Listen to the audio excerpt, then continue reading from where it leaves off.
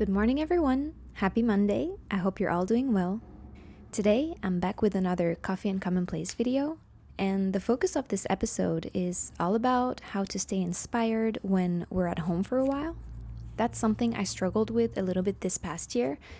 I would find myself spending multiple days in a row at my house without feeling much inspiration or motivation. So I thought it'd be a good subject to talk about here, sharing what I found helpful during those times.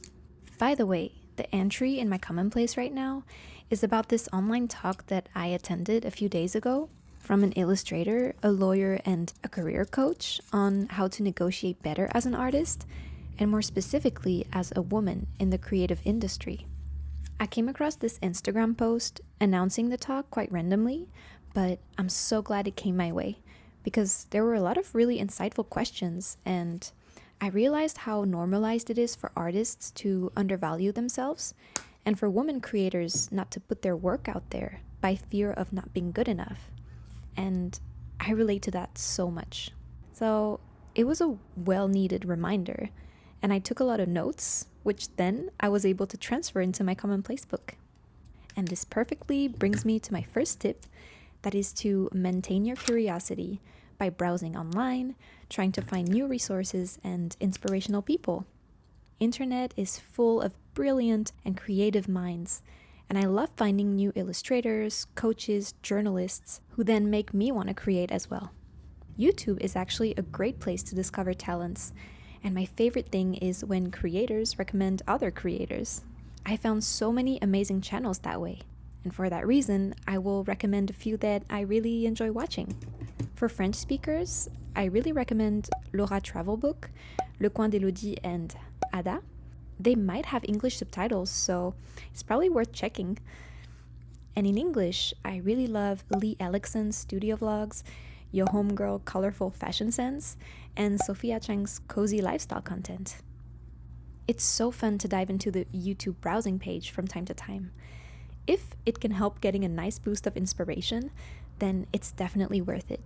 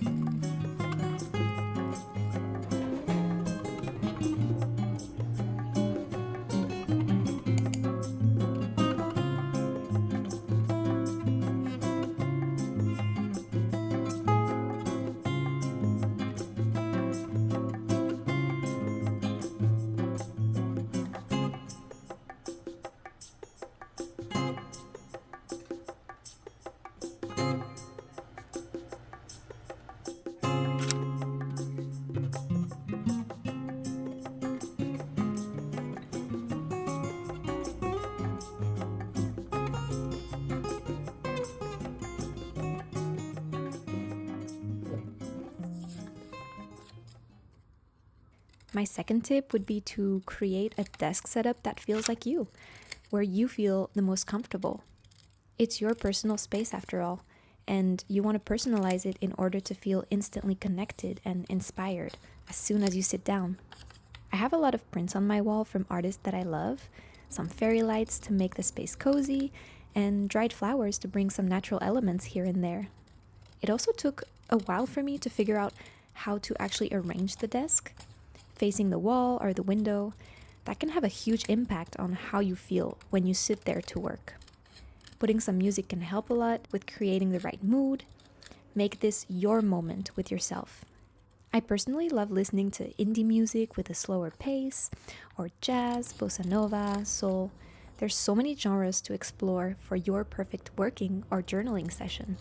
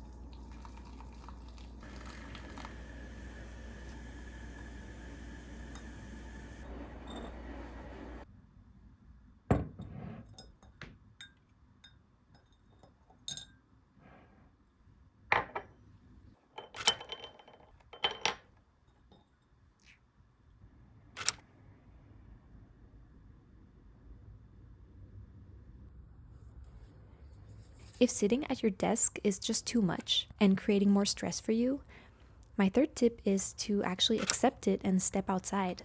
There were so many times when I did not want to go out of my room because I felt the need to make something, anything, in order to feel productive. And that resulted in more frustration, more procrastination, and demotivation. It's the bad cycle you don't want to fall into. And when I sense that this cycle is about to happen to me, I grab my jacket, grab my keys, and I step outside. I like to go to coffee shops, to a park, just to see something else and to breathe fresh air. Usually, I see a dog or two, a ray of light, and it fuels my heart again. So when I get back home, I feel all refreshed even if I stepped outside for only 30 minutes.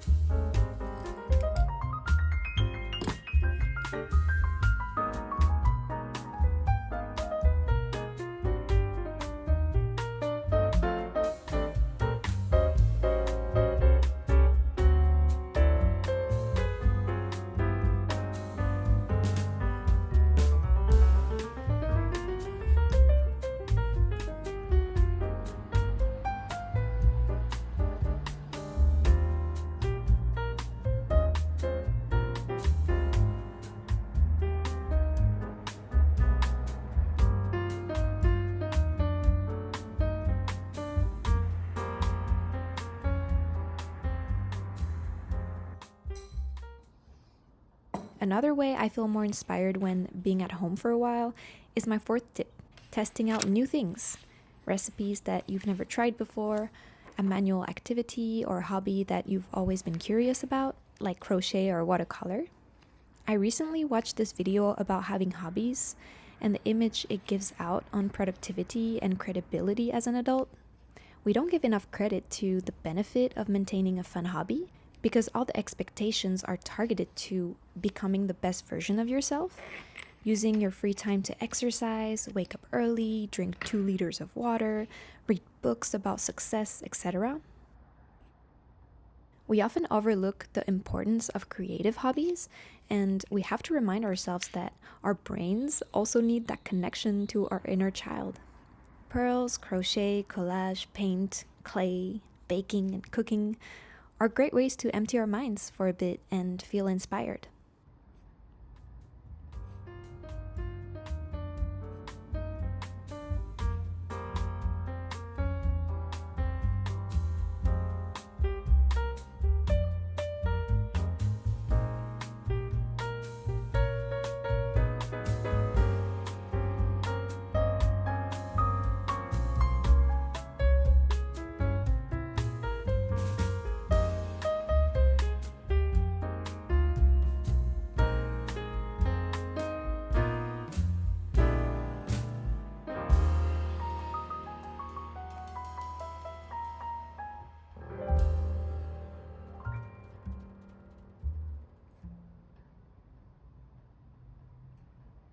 So these are all my tips.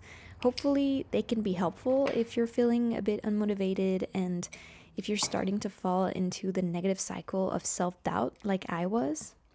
I'll finish this page in this beautiful afternoon sunlight, writing about songs I've been listening to this past month. I will happily see you in the next one. Let me know in the comments if you have any other tip of your own. That way we can all share for each other, feeling reassured and surrounded. I hope you have a wonderful week. Talk to you very soon. Bye!